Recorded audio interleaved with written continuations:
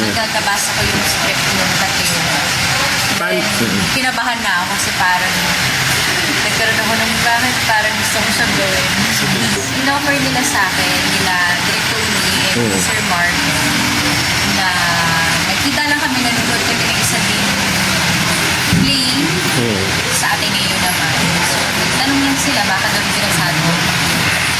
Sabi ko, okay, hindi ko naman din akalain na totoo pala yung sinasabi ko. Siguro yung relationship ng mother and daughter. And since maaga rin nawala sa akin ng mama ko, hindi ako kasi nagkaroon ng chance na maalagaan siya. So para ako, bigla lang talagang, ewan ko, biglang may parang kumausap lang sa akin na biglang naging malapit, alam mo yun, kahit na hindi malapit. So ayun, para ako nakarelate kahit hindi naman. So nakakabilib yung commitment talaga ng mga theater actors.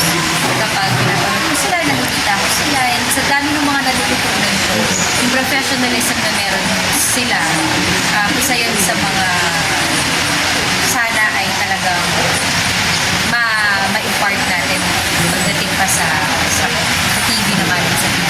Medyo kuskusan talaga yung rehearsal, talaga umuwi ako, hindi na ako makapagsalita, parang wala nang lakas yung pang akong magsalita. Pero ano naman, na-build naman din yung stamina eventually para nung una iniisip ko, paano yun itong shows? Pwede ba yun?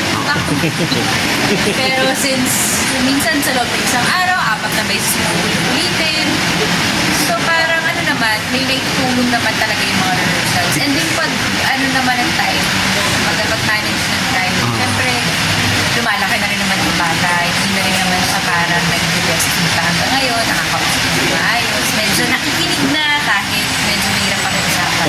Ever since naman, very material-driven ako artista eh. So, material lang talaga yung May mga offers na tinanggihan ka. Pwede mo kaming bigyan ng konting hints. example ng tinanggihan. Hindi. Hindi naman, yung mga- Tinanggihan mo dahil role or sa Hindi ka happy material. pa.